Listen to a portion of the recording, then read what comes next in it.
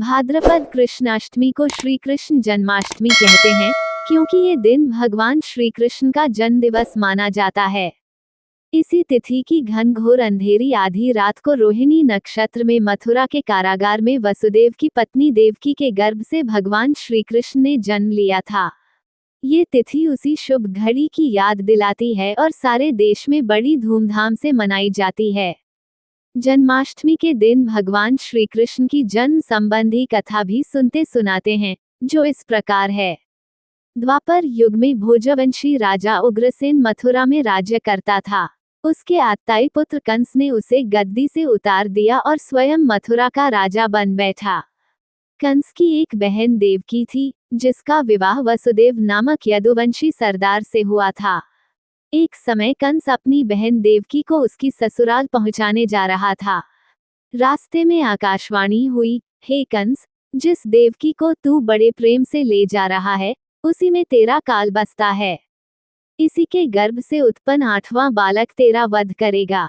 ये सुनकर कंस वसुदेव को मारने के लिए उद्यत हुआ। तब देवकी ने उससे विनयपूर्वक कहा, मेरे गर्भ से जो संतान होगी, उसे मैं तुम्हारे सामने ला दूंगी। बहनोई को मारने से क्या लाभ है। कंस ने देवकी की बात मान ली और मथुरा वापस चला आया।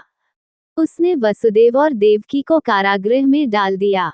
वसुदेव देवकी के एक एक करके 7 बच्चे हुए और 7 को जन्म लेते ही कंस ने मार डाला।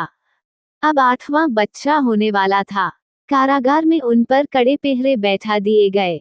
उसी समय नंद की पत्नी यशोदा को भी बच्चा होने वाला था। उन्होंने वसुदेव देवकी के दुखी जीवन को देख 8वें बच्चे की रक्षा का उपाय रचा।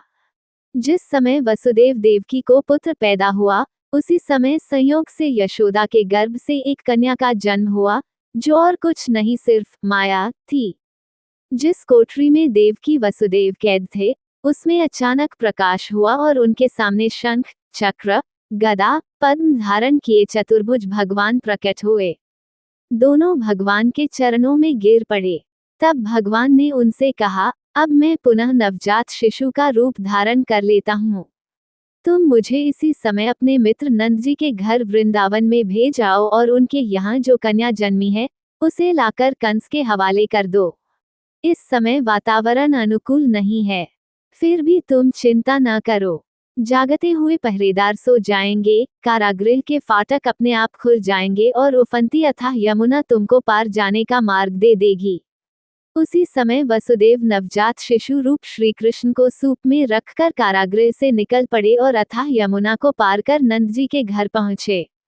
वहां उन्होंने नवजात शिशु को यशोदा के साथ सुला दिया और कन्या को लेकर मथुरा आ गए।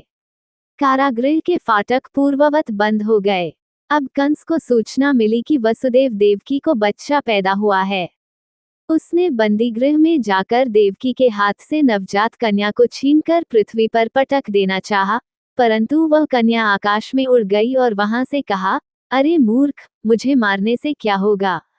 तुझे मारने वाला तो वृंदावन में जा पहुंचा है।